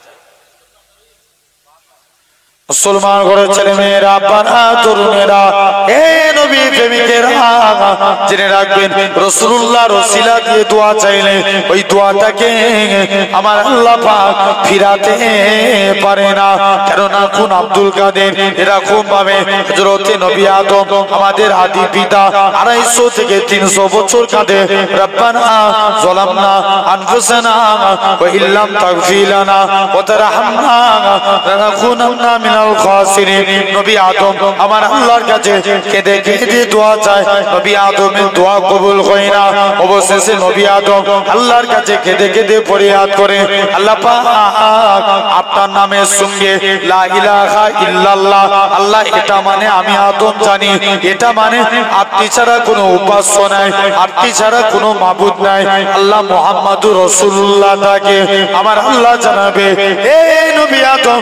আল্লাহ নবী আদম বলবে, আল্লাহ কুল মাখলুকের মধ্যে শ্রেষ্ঠ মহামানব, সেই মহামানবের রসিলা দিয়ে দোয়া চাই, আল্লাহ আপনি আমি আদমের ফরিয়াদ কি কবুল করে নেন। এরকম ভাবে আমার রাসূলুল্লাহ রসিলা দিয়ে দোয়া চাইলে ওই দোয়াটাকে আমার আল্লাহ পাক ফিরাতে পারে নাই। হযরত আব্দুল কাদের জিলানী বলে, আল্লাহ এখান থেকে যদি মানুষটা না উঠে, রাসূলুল্লাহ অপমানের ব্যাপার আছে, নবী পাকের খাতিরে আমি আব্দুল কাদেরের জবানটা যেন মিস না হয়ে যায়। ও যুবকেরা, আল্লাহ পাকের ওলি হযরত আব্দুল কাদের জিলানী কুম বিসমিল্লাহ বলে ওই কবরবাসী সুজা জিন্দা হয়ে দাঁড়িয়ে যায়। সেই আব্দুল কাদের, তাহলে ভাবে ইনারা ছিলেন হাক্কানি আল্লাহর ওলি, তাকওয়া অবলম্বন করেছে, আল্লাহ কবুল করে নিয়েছে। জোরে হয় না? দাদা হুজুরের এক খলিফা ছিলেন হাওড়া উলুবেরিয়ায়, নাম হাফেজ জামাল উদ্দিন রহমাতুল্লাহ আলাইহি। রাস্তা দিয়ে উপার হতে গেলে রোড অ্যাক্সিডেন্টে ইন্তেকাল করে গেলেন। ভারতের নিয়ম, অ্যাক্সিডেন্ট হলে কি করতে হবে? পোস্টমর্টম, হুজুরের লাশকে পোস্টমর্টম খানায় নিয়ে চলে গেলেন। হুজুরের ভক্ত মুরিদ মুহিব্বিনেরা হুজুরের লাশকে পোস্টমর্টম খানায় নিয়ে চলে গেলেন, যে দেখবো আমরা আমাদের লাশকে পোস্টমর্টম খানায় নিয়ে যাব। মুসলমান ঘরের ছেলে মেয়েরা, আপনারা তরুণেরা, এই নবীর প্রেমিকেরা, তাই আপনাদেরও বলে দিয়ে যায়, এরকম ভাবে আল্লাহকে ভয় করে গুনাহ থেকে দূরে সরে থাকুন, আমার আল্লাহ আপনাকে কবুল করে নেবে। হযরত আব্দুল কাদের জিলানী রহমাতুল্লাহ আলাইহি হুজুর আমার এরকম ভাবে আস্তে আস্তে করে আল্লাহ পাকের ওলি হযরত আব্দুল কাদের জিলানী রহমাতুল্লাহ আলাইহি হুজুর আমার এরকম ভাবে আস্তে আস্তে করে আল্লাহ পাকের ওলি হযরত হাফেজ জামাল উদ্দিন রহমাতুল্লাহ আলাইহি লাশটাকে পোস্টমর্টম খানায় নিয়ে যায়। হুজুরের ভক্ত মুরিদ মুহিব্বিনেরা হুজুরের লাশটাকে দাঁড় কাটিয়ে রাখে, এই সরকারি প্রশাসনেরা তোমরা আমাদের পীরের লাশটাকে পোস্টমর্টম খানায় নিয়ে যেও না, মহিনা খানায় নিয়ে যেও না, আল্লাহর ওলির লাশটাকে দাড়িপাল্লা ওজন করো, দাড়িপাল্লার একদিকে আল্লাহর ওলির লাশটাকে রেখে দাও, আর একদিকে পাল্লায় আমরা মুরিদেরা টাকা দিয়ে হুজুরের লাশের থেকেও বেশি টাকা দিয়ে খানা বাড়ি করে দেবো, তথাপি হুজুরের লাশটাকে পোস্টমর্টম খানায় নিয়ে যেও না, মহিনা খানায় নিয়ে যেও না, আল্লাহর ওলির লাশটাকে পোস্টমর্টম খানায় নিয়ে চলে গেলেন। একটুখানি ছুরি দিয়ে কাটা হয়েছে, ওই কাটা অংশটা থেকে তখনও পর্যন্ত আল্লাহ আল্লাহ আল্লাহ আল্লাহ আওয়াজ খানা ভেসে উঠেছে। তাহলে ভাবে ইনারা তাকওয়া অবলম্বন করেছে, আল্লাহ কবুল করে নিয়েছে, উচ্চ তবকার আল্লাহর ওলি হয়েছে। আমি যে জায়গা থেকে এসেছি, আমার নানা জান হুজুর কেবলা পিন্ন করে হুজুর পীর আব্দুল আজিজ রহমাতুল্লাহ আলাইহি এত বড় আল্লাহর ওলি ছিলেন। দেখেন উনিও এমন আল্লাহ হাসিল করেছেন, এশিয়া মহাদেশের 5 জনের একজন ডাক্তার। কথা বলেন 5-এর 1, যার নাম হচ্ছে ডক্টর মনোজিৎ মুখার্জি। ওই ডাক্তারকে কমপক্ষে আপনার 6 মাস 1 বছর ছাড়া আপনার দেখানো সম্ভব হয়ে ওঠে না, এত বড় ডাক্তার। তো হুজুর কেবলাকে একবার নিয়ে যাওয়া হয়েছে, টেলিস্কোপ বসাচ্ছে, যেই জায়গাটি টেলিস্কোপ বসাচ্ছে ওই জায়গাটি আল্লাহ আল্লাহ আল্লাহ শব্দ শোনা যাচ্ছে। জোরে বলে, একটু জোরে বলে। তারপর থেকে ওই ডাক্তার বাবু পুরো হুজুর কেবলার ফ্যান হয়ে গেছিল। যখনই আপনার ইন্তেকালের সময় তো হুজুর কেবলা লাশ দেখতে আসেন, 3 দিন রাখা হয়েছে। উনার বলছে আজ আমাদের বিজ্ঞান ফেল, বলছে বিজ্ঞান বলছে মানুষের মরণের 6 ঘন্টার মধ্যে পচনের সৃষ্টি হয়ে যায়। 3 দিন অতিবাহিত হয়ে গেছে, এখনো লাশ টাটকা আছে। জোরে বলে, তাহলে জেনে রেখে দেন এনারা আল্লাহ হাসিল করেছে। তাই 2 নম্বর, আমরা যদি মুমিন বান্দা হতে চাই আমরাও তাকওয়া অবলম্বন করব, বলি ইনশাআল্লাহ। জোর করে বলো। 3 নম্বর, হালাল খাদ্য খাওয়া লাগবে যদি মুমিন বান্দা হতে চাই। কি খাদ্য? হালাল খাদ্য। তার আগে ভাইরা একটা রিকোয়েস্ট করছি, কি বলতে বলছো? বাংলা না উর্দু? উর্দু। আচ্ছা আলহামদুলিল্লাহ, একটা রিকোয়েস্ট করছে, একটা নাত, তারপরে আবার আলোচনা হবে। দরুদ শরীফ আল্লাহুম্মা।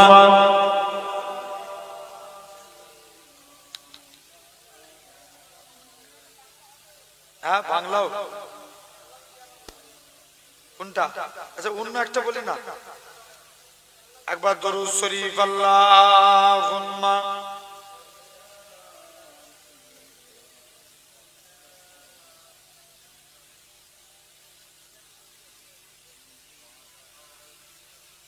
আলা আলে সাইয়্যিদিনা। দরুদ শরীফ আল্লাহুম্মা। জোরে জোরে পড়ে।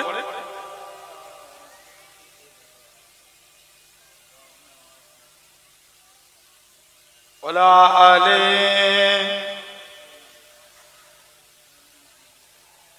मुस्तफा मुस्तफा रहमते दो जहां, जिसको जो भी मिला तेरे सदके मिला, रोजे महशर में तुमने ही भूलना।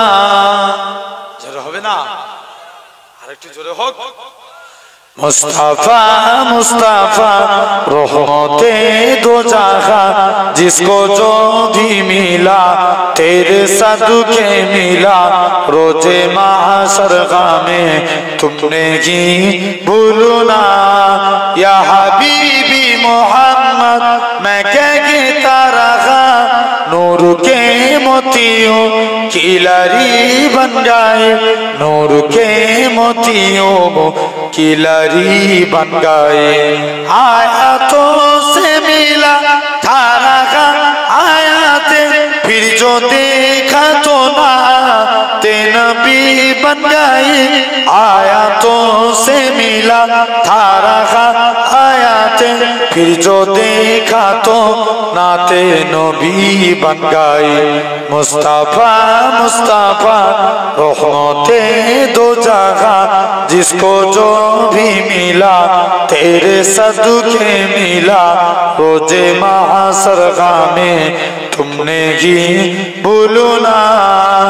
जब हुआ तस्कीरा उसने महबूब का, वो दुआ के दिया उल्का मार पर लिया। बोलो ना। जब हुआ तस्कीरा उसने महबूब का, वो दुआ के दिया उल्का मार पर लिया, वो दुआ के दिया उल्का मार पर लिया। आयातों की तिलावत होती रही, ना तू भी बन गई, बातों भी बन गई, ना तू भी बन गई, बातों भी बन गए।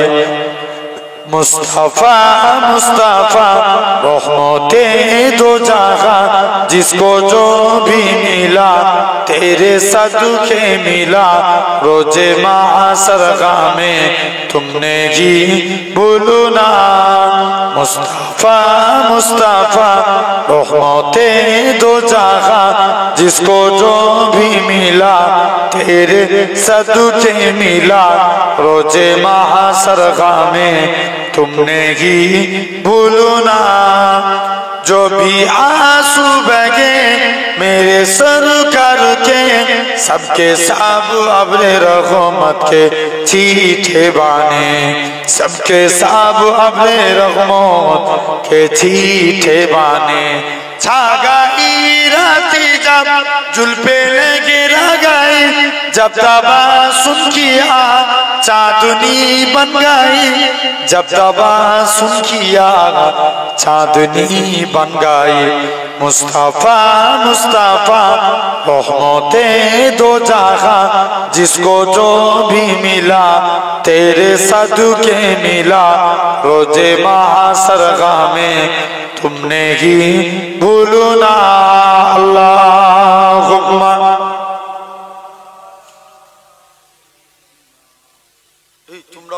কসম খেয়ে দাঁড়িয়ে আছো, এদিকে আসবো নি, আগে চলে এসো। ওদের অভ্যাস, দাঁড়িয়েছি আবার যে ডাকো পালিয়ে যাবে। কত দিতে যাচ্ছে, এই টুপি মাথায় দিয়া সাদা জামা ভাই যাই। দরুদ শরীফ আল্লাহুম্মা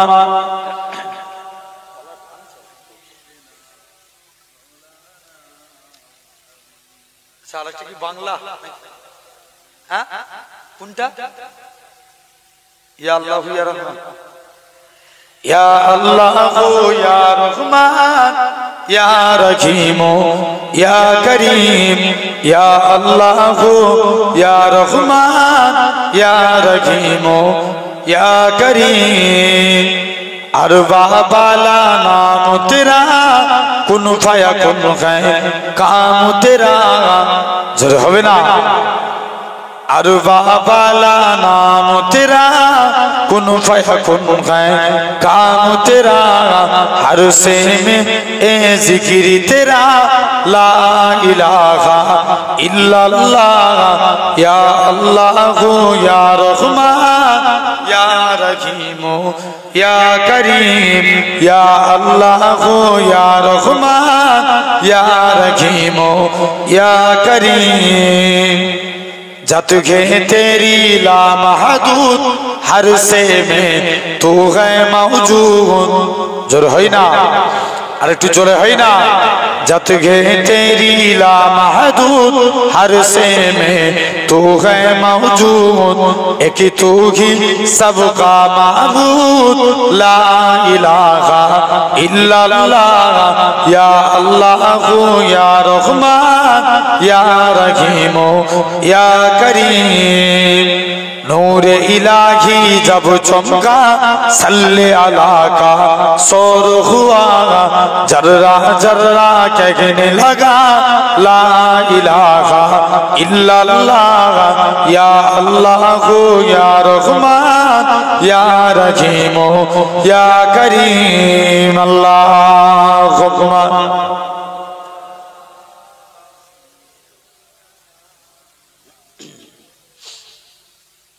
अला आले सय्यिदना। আলহামদুলিল্লাহ। তো জেনে রেখে দেন, 3 নাম্বার আল্লাহর মুমিন বান্দা হতে গেলে কি করা লাগবে, এই একটু আগে বলেছি।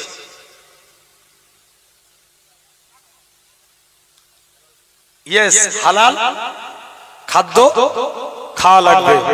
এখন জেনে রেখে দেন, হালাল খাদ্য খান, আল্লাহর মুমিন বান্দা হয়ে যাবো। জোরে বলে। এখন সমাজে সুদখোর বেড়েছে না কমেছে? জোরে বলো। বেড়েছে না? আচ্ছা, সুদ খেলে সুদ খাওয়া হারাম না হালাল? আগে জোরে বলো। হারাম। এক চাচা প্রতিদিন মসজিদে বসে বসে শুধু আল্লাহ আল্লাহ জিকির করছে। হুজুর বলছে, আগো চাচা, তুমি যে জিকির করো তোমার সংসার চলে কি করে? চাচা বলছে, বাবা তুই বুঝবি না, আমার বাপের যত জমি জায়গা ছিল সব বিক্রি করে দিয়েছি, ব্যাংকে মোটা অঙ্কের টাকা ডিপোজিট করে রেখে দিয়েছি, সুদ তুলি খায় আর আল্লাহ আল্লাহ করি। কি খায়? জোরে বলো। সুদ খায় আর কি করে? আল্লাহ আল্লাহ করে। হুজুর বলছে, আগো চাচা, সুদ খাওয়া গুনাহ তুমি জানো না? বলছে, জানি তো, ওই জন্য ব্যাংকের বই আমার নামে করে রাখিনি, আমার স্ত্রীর নামে করে রেখেছি। কত চালাক বলেন দেখিনি। তাহলে জেনে রেখে দেন, এই হারাম খাদ্য থেকে আমরা দূরে সরে থাকবো, আল্লাহর উপরে ভরসা করে। রেজেকের মালিক আল্লাহ, আল্লাহ রুজি জিম্মাদার হয়ে যাবে। জোরে বলবে না। রেজেকের মালিক কে? আল্লাহ। হাবিবে আজমি বলে আল্লাহর একজন ওলি মাহবুব বান্দা ছিলেন। হুজুরের স্ত্রী খুব কড়া মিজাজের ছিল। স্ত্রী বলে, আগো স্বামী, তুমি কোন মালিকের কাজ করো? এই মালিক চেঞ্জ করো, অন্য মালিক ধরো। হাবিব আজমি বলে, স্ত্রী সবর কর, আমার মালিক যেদিন দিবে না ছপ্পর ফাড় কে দিবে। জোরে বলবে না। বলছে, রোজই তো বলছো তোমার মালিক দিবে দিবে, দিবেটা কবে? এই টাকা না নিয়ে ঘর ঢুকলে ঘরই ঢুকতে দেবো। হুজুর কাজ করতেন কি, জঙ্গলে বসে বসে আল্লাহকে সিজদা দিতেন। সারাদিন আল্লাহকে সিজদা দিয়ে আল্লাহর কাছে দুটো হাত পেতেছে, আল্লাহ কোনোদিন কিছু চাইনি, স্ত্রীর মনে আশা কিছু রুজির জিম্মাদার হয়ে যাও। হুজুর হাত পাতলেন, হুজুরের হাতে কোনো টাকা এলো না, মনটা বড় খারাপ। আল্লাহ, স্ত্রীর কাছে যে কোন মুখ নিয়ে দাঁড়াবো?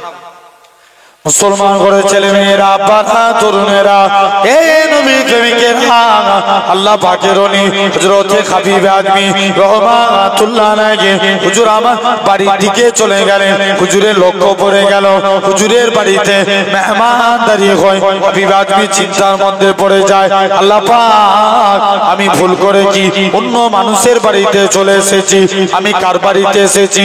আরেকটু আগিয়ে গেলেন, যে দেখে নাকি হুজুরের স্ত্রী রাতে গুছা গুছা টাকা আছে। হুজুরের স্ত্রী বলে, ও আমার স্বামী, তুমি যে মালিকের কাজ করো, তোমার মালিকটা কি নয়, তোমার মালিকটা দয়ালু। দুইটা লোক পাঠিয়েছিল, চাল্লা লাটা দিয়ে বলে গেছে হাবিব আজমিকে বলে দিবে সে যেন তার মালিকে আরো বেশি বেশি করে কাজ করে, তার মালিকটা কি নয়, দু হাত ভরে দিয়ে যাবে। ও যুবকেরা, আল্লাহ পাকের ওলি হযরতে হাবিব আজমি রহমাতুল্লাহ আলাইহি হুজুর আমার কি জানিয়েছিলেন, হুজুর আমার কি বলেছিলেন। ও বাবা মুরিদ, হযরতে হাবিব আজমি বলে, ও আমার স্ত্রী শুনে রেখে দাও, আমি যে মালিকের কাজ করি, আমার মালিকটা দুনিয়ার কোনো মালিক নয়, আমার প্রভুটা দুনিয়ার কোনো প্রভু নয়, আমার মালিক হলো তামাম মালিকের মালিক রাজাধিরাজ আমার আল্লাহ পাক। আমি আমার আল্লাহর হুকুম মানি, আল্লাহর রুজি পাতাই। তাহলে আপনি আমিও রেজেকের মালিক, আল্লাহ রুজির জিম্মাদার হয়ে যাবে। হালাল খাদ্য খান, বলেন ইনশাআল্লাহ। খাবো তো নাকি? একটা যুবক প্রতিদিন টুপি সেলাই করে জীবিকা নির্বাহ করত, এটা হালাল না? জোর করে বলো। হালাল খাদ্য, টুপি সেলাই করতেন, জীবিকা নির্বাহ হতো। যুবক ছেলে একদিন রাস্তা দিয়ে হেঁটে হেঁটে যাচ্ছেন। ওই দেশের এক রানীমা ছিলেন, খুব অসৎ প্রকৃতির। রানীমা বলে তার দারোয়ানদেরকে বলে, আমার দাসীরা, তোমরা যদি কোনো সুদর্শন যুবক দেখতে পাও আমার বাড়িতে নিয়ে আসবে। যুবক ছেলেটাকে হাতে ধরে বাড়ি নিয়ে চলে গেছে। যুবক যে বলে, যে দেখি উপায় কি আছে। রানীমার কাছে চুপ করে যে রানীমার কাছে পৌঁছে গেছে। রানীমা বলে, যুবক তোকে কাজ করা লাগবে না, তুই আমার বাড়িতে থাক, এর বিনিময়ে আমি তোকে অনেক অনেক টাকা দেবো, তুই আমার কথা মতো চল। রানীমা বলছে না। যুবক বলছে না, মনে মনে করছে, আল্লাহ চিরজীবন আমল করেছি, আমার সামনে একটা বিকেল এসেছে, জীবনের আমলগুলো বরবাদ হয়ে যাবে যদি আমি এই বিকেলে পা দিয়ে দিই। যুবকটা মনে মনে নিয়ত করছেন, আল্লাহ উপায় কি আছে। মুসলমান করে ছেলে মেয়েরা, বাচ্চা তরুণেরা, এ নবী প্রেমিকেরা, যুবক ছেলে কানা, এরকম ভাবে আস্তে আস্তে করে রানীমার বাড়ির দিকে চলে গেলে। রানীমার বাড়ি থেকে বলে, আমি আজকে দিনে দরজা দিয়ে বেরিয়ে যাব। রানীমা বলে, না না না না, এটা মানা যাবে না, তুমি দরজা দিয়ে যেতে পারবে না, কেননা দরজার মধ্যে দারোয়ান মোতায়েন আছে, তুমি এখান থেকে যেতে পারবে না। ও যুবকেরা, এমন সময় যুবক ছেলে কানা বলে, আল্লাহ উপায় কি আছে। বলে, আমাকে উজু করতে দাও, আমি 2 রাকাত নামাজ পড়বো। উজু করে গেলেন যুবক ছেলে কানা, উজু করে ছাদের উপরে উঠে গেলেন। 2 রাকাত আল্লাহ পাকে শুকরিয়া নামাজ পড়লেন। শুকরিয়া নামাজ পড়ে আমার আল্লাহর কাছে কেঁদে কেঁদে ফরিয়াদ করে, আল্লাহ পাক আমার সামনে একটা বিকেল এসেছে, আমি যদি রানীমার খপ্পরে পড়ে যায় জীবনের আমলগুলো সব বরবাদ হয়ে যাবে। আল্লাহ তুমি আমায় হিফাজত করো, তুমি আমায় বাঁচাও। আল্লাহ আল্লাহ আপনি নাকি কোরআন পাকে ইরশাদ করেছেন, ওমাই ইয়াতাকাল আলাল্লাহি ফাহুয়া হাসবু, যে বান্দা নাকি আল্লাহ আপনার উপরে ভরসা করে আপনি তার জন্য যথেষ্ট হয়ে যান। আল্লাহ পাক আমি এখন নিরুপায়, আল্লাহ আপনার উপরে ভরসা করে রইলাম। আল্লাহ যদি আপনি আমার কোনো কুল কিনারা না করেন, আমি ছাদ থেকে লাফ মারবো, নিজেকে শেষ করে দেবো, তথাপিও রানীমার খপ্পরে পড়বো না। ও যুবকেরা, যুবক ছেলে কানা এই বলে নামাজ পড়ে আমার আল্লাহর কাছে কেঁদে কেঁদে ফরিয়াদ করে। এমন সময় যুবক ছেলে কানা ছাদ থেকে লাফ মারবে বলে তৈরি হয়ে যায়। আমার আল্লাহ পাক ফেরেশতা পাঠিয়ে দিলেন, ও আমার ফেরেশতারা চলে যাও চলে যাও, আমার যুবক ছেলেটাকে ছাদ থেকে নামিয়ে দাও। যুবক ছেলে কানা বাড়ি চলে গেলেন। সেদিন তো আর টুপি বিক্রি হয় না, কি খাদ্য খাবে। স্বামী স্ত্রী বলে, স্ত্রী কাছে যায়, ও আমার স্ত্রী আজকে দিনে আমার কিছু বিক্রি হয় হয় না, তুমি আল্লাহর উপরে সবর করে থাকো। আমার আল্লাহ যাতে রাজি, আমি স্বামী স্ত্রী তাতে রাজি। স্ত্রী তবে শুনে রেখে দাও, আমাদের চুলোতে যদি হাড়ি না চলে এলাকার মানুষরা বলবে, আমাদেরকে নিয়ে ঠাট্টা মজা করবে, তাই তুমি আমাদের চুলোতে আগুন জ্বালিয়ে দাও। ও যুবকেরা, ওই ছেলেখানা যখনই বললেন স্ত্রী খানা চুলোতে আগুন দিয়ে দিল, স্বামী স্ত্রী বসে গল্প করে। আগেকার যুগের সিস্টেম ছিল, একজনের চুলো থেকে আর একজন আগুন আনতে আসতো। স্ত্রী খানা বলে, ও আমার স্বামী, আরে সে জন্মিয়ে বলে, তোমরা আজকের দিনে স্বামী স্ত্রী গল্প করো আর তোমাদের চুলোর মধ্যে গরম রুটি তৈরি হয়। ও যুবকেরা, তাই বলে দিয়ে যায়, আল্লাহর উপরে ভরসা করে হালাল খাদ্য খান, আল্লাহর মুমিন বান্দা হয়ে যাব। যুবক ছেলেখানা এরকম ভাবে চলতে লাগলেন। স্ত্রী বলে, স্বামী তুমি এত বড় আল্লাহর ওলি, এটা যদি আগে জানতাম, আগেই তো আমরা বড় লোক হয়ে যেতাম। স্বামী স্ত্রী কি করলো, স্বামীর হাতটা নিয়ে জোর করে তুলে দিল। স্বামী হাত তুলে আছেন, আল্লাহর দরবারে কবুল হয়ে গেল। একদিন স্বামী স্ত্রীকে ডাকে, ও আমার স্ত্রী, তুমি ওই রশনির কাছে দাঁড়াও, যদি তুমি বড় লোক হতে চাও। স্ত্রী বলে, এজন্য কি আপনি আমায় ঘুম থেকে তুলেন? হ্যাঁ হ্যাঁ, এই জন্য তোমাকে ঘুম থেকে তুলি। স্ত্রী খানা বলে, না না না না, আমি আর বড় লোক হতে চাই না, কেননা গত রাত্রে আমি শুয়ে পড়েছিলাম, আমি স্বপ্ন দেখলাম আমরা স্বামী স্ত্রী দুজনই ইন্তেকাল হয়ে গেছি। ইন্তেকালের পরে আমরা স্বামী স্ত্রী দুজনে আল্লাহ পাকের জান্নাতি হয়েছি। হঠাৎ করে দেখতে পাই আমরা স্বামী স্ত্রী জান্নাতি হয়ে একটা ভাঙা চেয়ারে বসে আছে। আমি সবাইকে জিজ্ঞাসা করলাম, এ জান্নাতি মানুষেরা, বলো তো দেখি, আমার স্বামী দুনিয়ার জমিনে কত নেকির কাজ করত, কত আমলের কাজ করত, আমার স্বামী কেন ভাঙা চেয়ারে বসে আছে?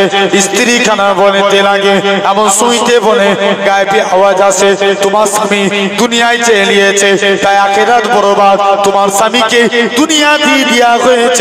ও আমার স্বামী, আমি দুনিয়া চাই না, আল্লাহর আখিরাত চাই। হোক না, আল্লাহর আখিরাত চাই।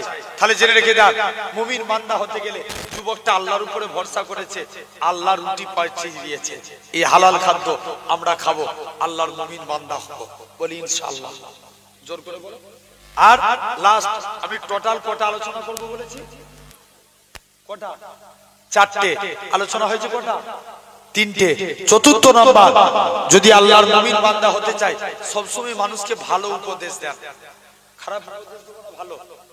জোর করে বলো।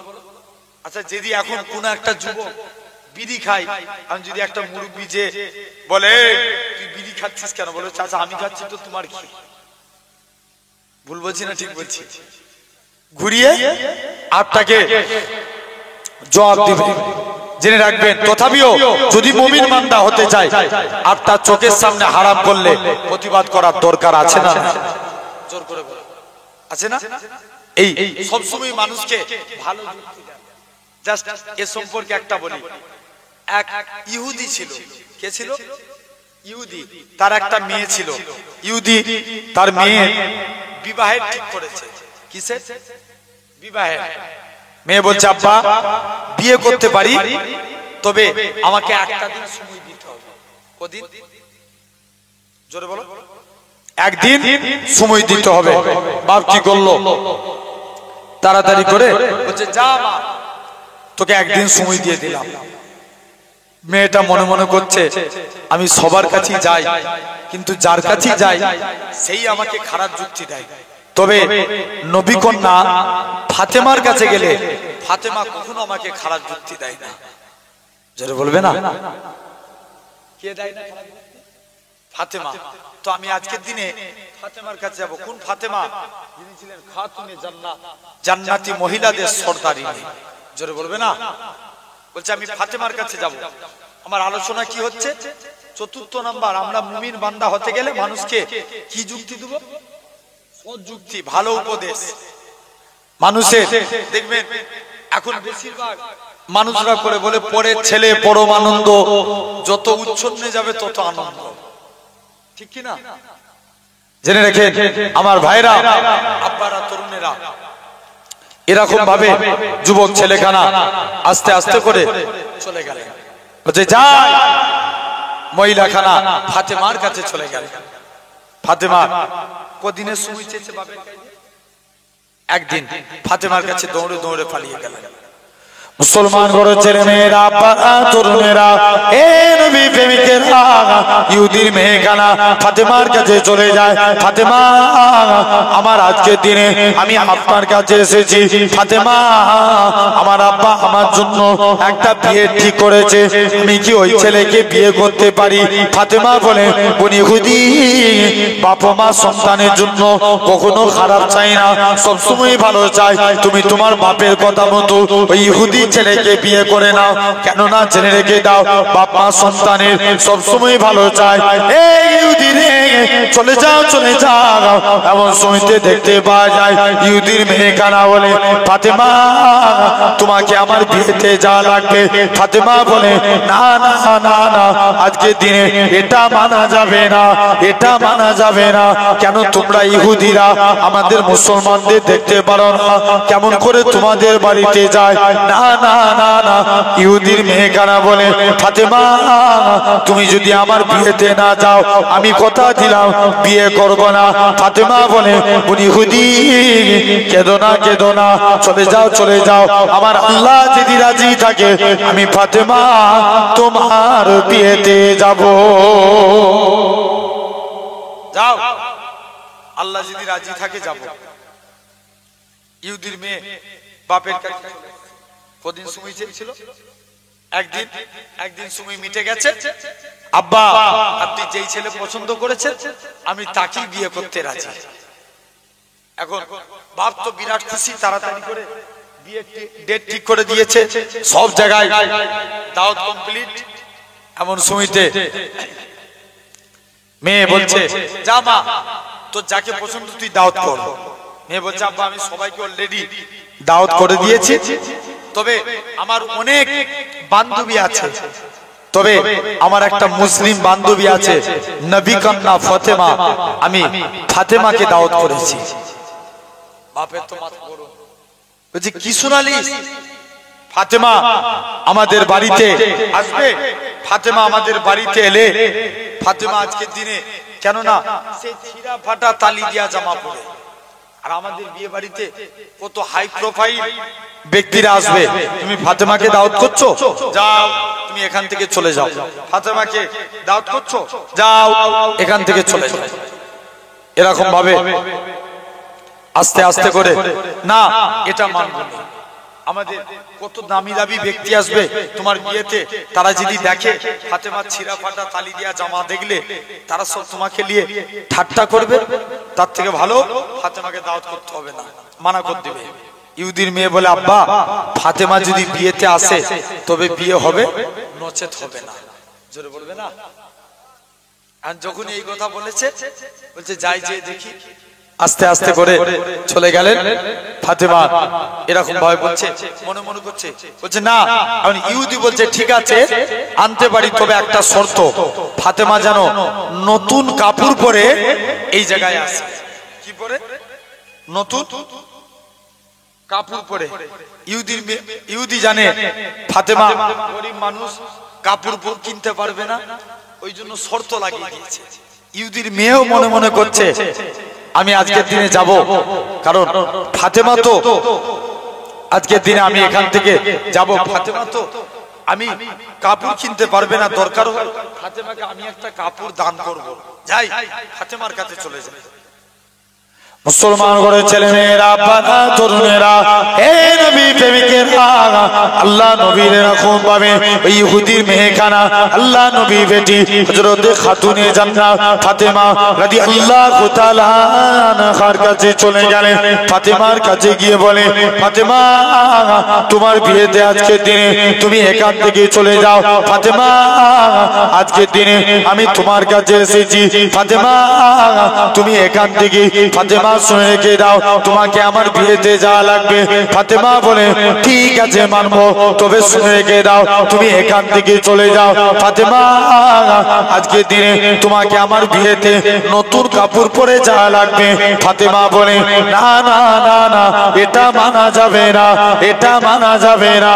ও যুবকেরা, ও মুরব্বী বাপেরা, আল্লাহ নবী বেটি ফাতেমা জোর করে কাঁদে, উনি হুদি কোথায় আমি কাপড় পাবো? ইহুদির মেয়েখানা বলে, ফাতেমা তুমি কেঁদো না, কেঁদো না, আমার আল্লাহ যদি রাজি থাকে আমি ফাতেমা আজকে দিনে আমি ইহুদির মেয়ে তোমাকে কাপড় একটা দান করে দেবো। ফাতেমা বলে, উনি ইহুদি তুমি কি কথা আমায় শোনালে, কি কথা আমায় জানালে? আমার আল্লাহ, কেননা আমার আব্বা যদি দুনিয়ার কোন সম্পত্তি চাইতো, আমার আল্লাহ পাক আমার পৃথিবীর সম্পত্তিকে আমার আব্বা জানে কদমে রেখে দিতে। উনি ইহুদি তুমি কি কথা শোনালে? এখান থেকে তুমি চলে যাও। ও যুবকেরা, ও মুরব্বী বাপেরা, ফাতেমা ইহুদির মেয়ে বলে, ফাতেমা তুমি আমার বিয়েতে না আসলে আমি বিয়ে করব না। ফাতেমা বলে, উনি ইহুদি কেঁদো না, কেঁদো না, আমার আল্লাহ যদি রাজি থাকে আমি ফাতেমা তোমার বিয়েতে দামি কাপড় পরে যাব। কি কাপড় পরে? দামি কাপড় পরে আমি যাব, আল্লাহ যদি রাজি থাকে। যাও, তুমি এখান থেকে চলে যাও।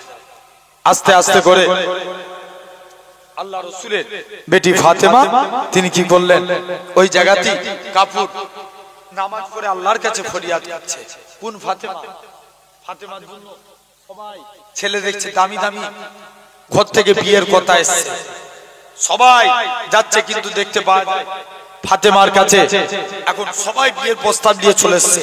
হাই ফাই বড় লোক সাহাবী।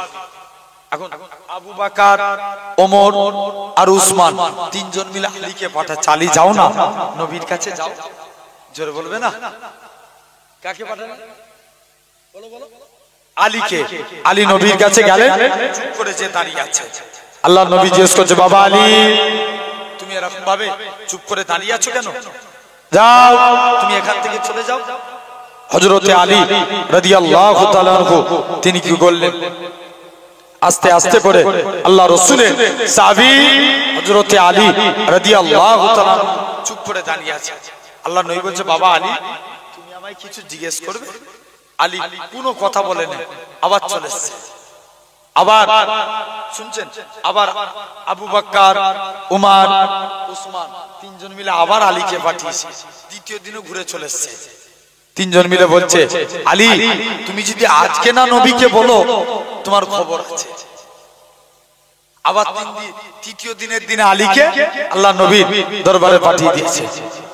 হযরতে আলী যে জিজ্ঞেস করছে, হুজুর শুনলাম নাকি ফাতেমার বিয়ে দিচ্ছে। মনে মনে করছে, আলী মনে মনে ভাবছে, যদি রাসূল আমাকে কিছু বলে আমি তিনজনের ঘাড়ে দোষ চাপিয়ে দেব। নাম বলো। হযরতে আবু বকর, হযরতে ওমর, হযরতে উসমান। এখন আলী যে নবীর কাছে গেছে, যে বলছে, হুজুর শুনলাম নাকি আপনি খাতুনে জান্নাত ফাতেমার বিয়ে দিচ্ছেন। আল্লাহ নবী জিজ্ঞেস করছে, বাবা আলী তুমি কি ফাতেমাকে বিয়ে করবে? জোরে বলবে না? কি জিজ্ঞেস করছে আর কি বলছে? বলছে, হুজুর বিয়ে করব, কিন্তু আমার কাছে তো দিন মোহর আদায়ের কোনো টাকা নেই। কি নাই? টাকা নাই। আল্লাহ নবী বলছে, বাবা তোর বাড়ি সবসময় প্রয়োজনে লাগে, যাও তোমার যুদ্ধের ঢালটা বিক্রি করে দিতে যাও। প্রতিমধ্যে চলে গেলেন, যাচ্ছেন, যেতে যেতে যে দেখে উসমানের সঙ্গে দেখা। কার সঙ্গে? জোরে বলো। উসমানের সঙ্গে দেখা। উসমান জিজ্ঞেস করছে, আলী কোথায় যাচ্ছ? বলছে, আলী বলছে, উসমান আমি এই মাত্র আল্লাহ নবী ফাতেমার সঙ্গে আমার বিয়ে ঠিক হয়ে গেছে, আমি এই ঢালটা দিন মোহর আদায়ের জন্য এই ঢালটা বিক্রি করতে যাচ্ছি। এখনকার উসমান বলছে, আমি একটুও জানলাম না। আর এখনকার যদি বড় জামাইকে বাদ দিয়ে ছোট মেয়ের বিয়ের দিন ঠিক করে জামাই মুড কাকে বলে দেখাবে।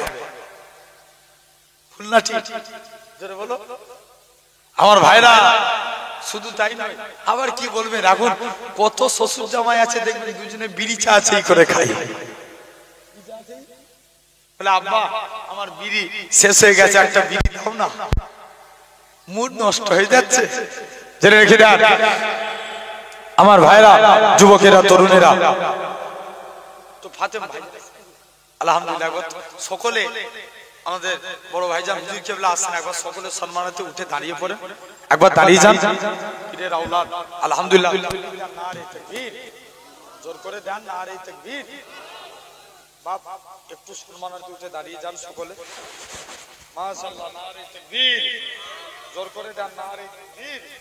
ভাইজান হুজুর কেবলা, ভাইজান হুজুর কেবলা, নারে তাকবীর, নারে তাকবীর, নারে তাকবীর।